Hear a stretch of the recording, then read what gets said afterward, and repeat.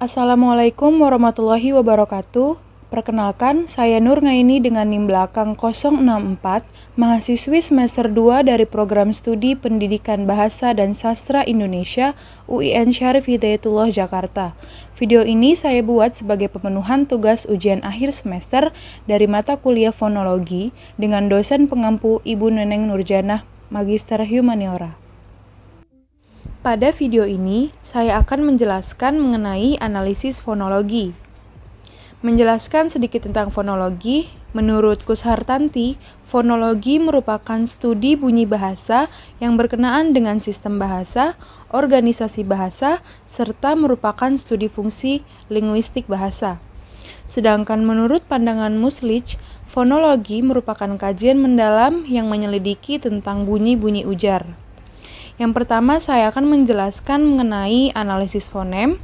Lalu yang kedua, menjelaskan fonem vokal dan konsonan berdasarkan tabel IPA atau International Phonetic Alphabet. Yang ketiga, distribusi fonem. Lalu yang keempat, jenis klaster. Dan yang kelima, menjelaskan tentang alofon. Masuk pada materi yang pertama, yang akan saya jelaskan adalah mengenai analisis fonem. Menjelaskan tentang fonem, fonem adalah satuan bunyi bahasa yang membedakan makna atau yang memiliki fungsi sebagai pembeda makna. Fonem menurut Pike adalah satuan bunyi bahasa yang penting, satuan bunyi bahasa yang bersifat kontrastif, artinya ada yang berbeda.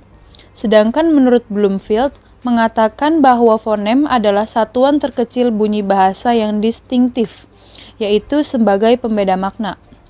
Misalnya untuk fonem teh dan es, sebagai contoh pada kata pasangan minimal tepi dan sepi memiliki makna yang berbeda.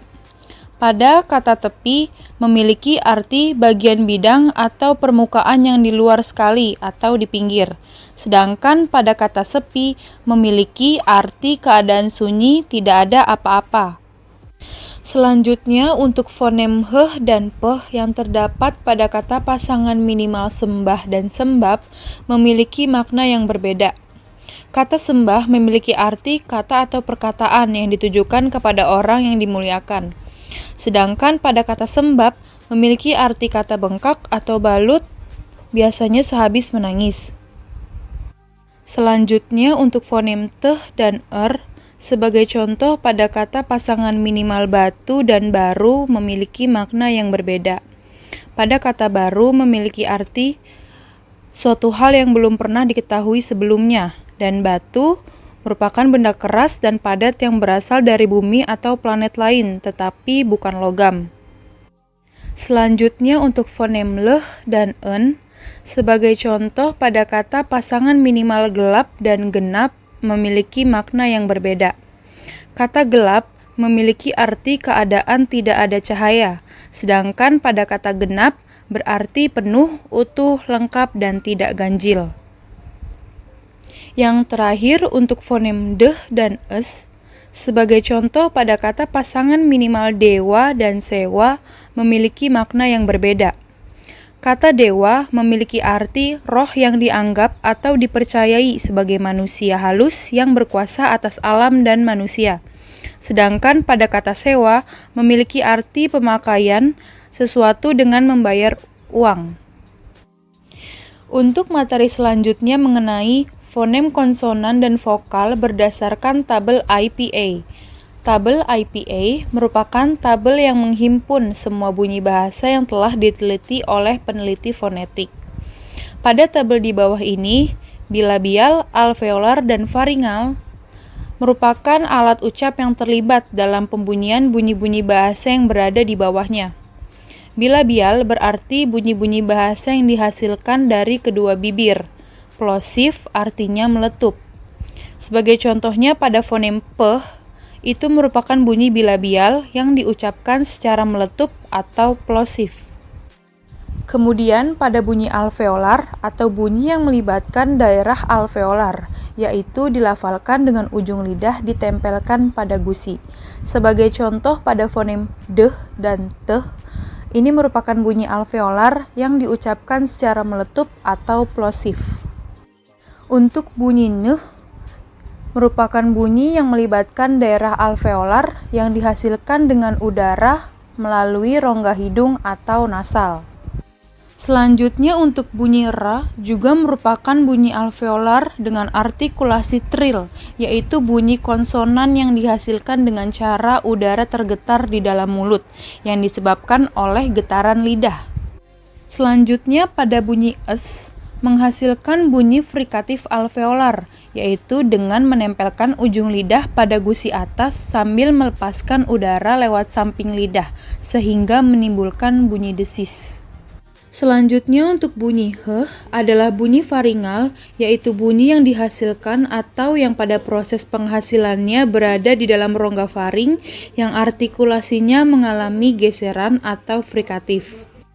Dan untuk bunyi L, yaitu bunyi alveolar atau yang terdapat pada gusi atas yang menghasilkan bunyi semivokal atau aproksiman lateral yang dihasilkan dengan udara melalui sisi lidah yang menghalangi keluarnya udara. Untuk fonem vokal berdasarkan tabel IPA, yang pertama vokal I terjadi sebab lidah berada di posisi depan dan lidah mencapai posisi tertinggi yang dicapainya, tetapi bibir tidak bulat atau posisi rahang berada di atas.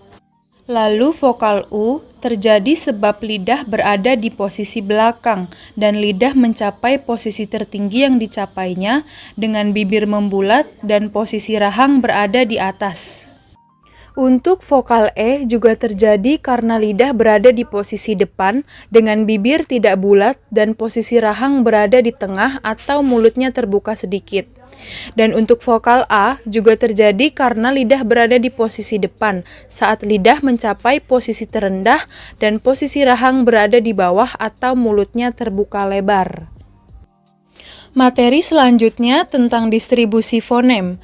Pada distribusi fonem, satuan yang digunakan untuk melihat letak atau keberadaan fonem itu adalah kata. Untuk fonem vokal A, saya berikan contoh jika letaknya berada di awal, yaitu pada kata anak. Jika letaknya berada di tengah, contohnya pada kata batu, dan jika terletak di akhir, contohnya pada kata sewa. Untuk fonem vokal I, jika berada di awal, contohnya pada kata ikat, di tengah pada kata lihat, dan di akhir pada kata suci. Untuk fonem vokal U, jika berada di awal, contohnya ubin, di tengah contohnya lusa, dan di akhir contohnya baru. Untuk fonem vokal E, jika berada di awal, contohnya enak, di tengah contohnya dewa, dan di akhir contohnya sore. Untuk fonem vokal O, jika berada di awal, contohnya organ, di tengah contohnya honor, dan di akhir contohnya kano.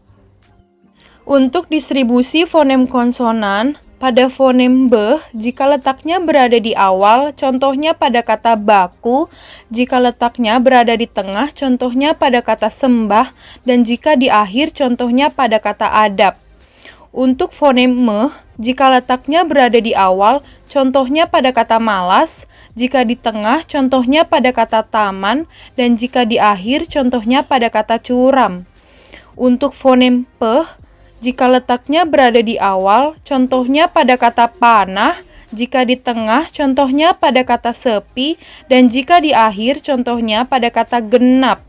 Untuk fonem Ra, jika letaknya berada di awal, contohnya pada kata rantai, dan jika letaknya berada di tengah, contohnya pada kata buram, jika letaknya berada di akhir, contohnya pada kata tukar.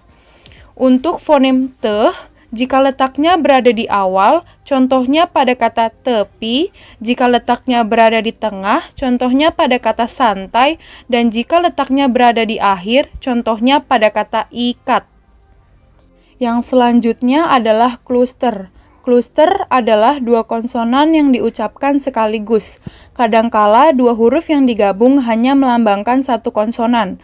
Misalnya pada kluster KH dengan contoh kata halayak, pada silabel H memiliki struktur silabel konsonan-konsonan vokal dengan struktur fonotaktiknya adalah onset-onset nuklus. Untuk kluster KL dengan contoh kata klasik memiliki struktur silabel konsonan-konsonan vokal dan struktur fonotaktiknya onset-onset nuklus.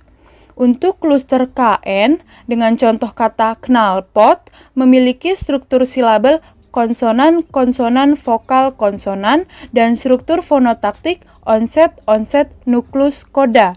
Untuk kluster KR dengan contoh kata krisis memiliki struktur silabel konsonan-konsonan vokal dan struktur fonotaktiknya onset-onset nuklus. Untuk kluster KS dengan contoh kata kesatria memiliki struktur silabel konsonan-konsonan vokal konsonan dan struktur fonotaktik onset-onset nuklus koda. Untuk kluster KW dengan contoh kata kwitansi memiliki struktur silabel konsonan-konsonan vokal dan struktur fonotaktik onset-onset nuklus. Yang terakhir adalah alofon. Alofon yaitu variasi atau realisasi fonem berdasarkan posisi dalam kata. Pada tabel di bawah ini terdapat kolom fonem, suku kata terbuka dan suku kata tertutup. Suku kata terbuka yaitu suku kata yang hanya terdiri atas satu vokal. Suku kata tertutup yaitu suku kata yang diakhiri konsonan. Pada alofon vokal, fonem A hanya memiliki satu alofon A. Dengan contoh kata dewa, suku kata terbuka terdapat pada silabel wa, karena setelah fonem A tidak diikuti dengan konsonan. Selanjutnya pada contoh kata gelap, suku kata tertutup terdapat pada silabel lap, karena setelah fonem A diikuti dengan konsonan p. Untuk fonem I memiliki dua alofon. I yang disertai dengan tanda titik didistribusikan pada suku kata terbuka, sementara I yang terdapat pada suku kata atau silabel-silabel koda atau suku kata tertutup direalisasikan dengan I besar. Contohnya pada kata ikan, setelah fonem I tidak diikuti dengan konsonan, maka silabel I adalah suku kata terbuka.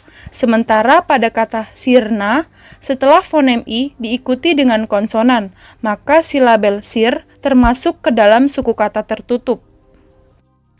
Untuk fonem U memiliki dua alofon. U yang direalisasikan dengan U kecil didistribusikan pada suku kata terbuka karena tidak memiliki koda. Sedangkan pada suku kata tertutup, fonem U direalisasikan dengan lambang U besar. Sebagai contoh U pada suku kata terbuka yaitu pada kata buka. Setelah silabel bu tidak diikuti dengan koda, jadi dilambangkan dengan U kecil. Sementara untuk contoh pada silabel tertutup yaitu pada kata hidup. Setelah silabel dup, alofon U direalisasikan dengan lambang U besar karena dup merupakan silabel berkoda. Kemudian lanjut pada fonem E. Fonem E memiliki dua alofon, yakni E biasa seperti saat kita menulis huruf E dan alofon E yang kita tulis seperti angka 3 terbalik. Sebagai contoh pada suku kata terbuka yakni pada kata keju, silabel K tidak diikuti dengan koda sehingga dilambangkan dengan E biasa. Sedangkan pada kata tembak, sebagai contoh dari suku kata tertutup, alofon E pada silabel tem direalisasikan dengan cara 3 terbalik karena setelah fonem E diikuti dengan koda. Selanjutnya untuk alofon konsonan. Fonem P memiliki dua alofon, yakni P yang jika berada di posisi awal atau tengah suatu suku kata, sebagai contoh pada kata pintu, sedangkan jika fonem P yang terdapat pada akhir suku kata, seperti pada contoh kata genap, terdengar seperti bunyi meletup.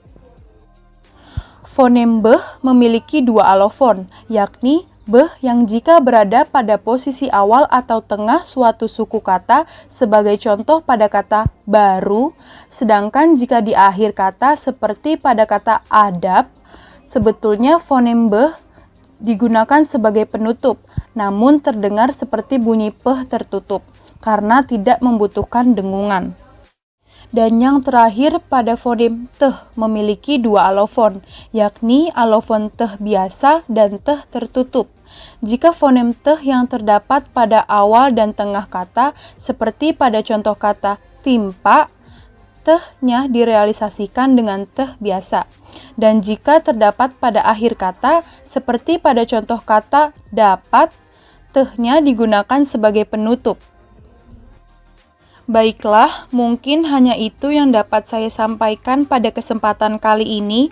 Mohon maaf apabila masih terdapat kesalahan dalam penulisan maupun pengucapan. Terima kasih kepada teman-teman yang telah menyimak materi ini. Cukup sekian. Wassalamualaikum warahmatullahi wabarakatuh.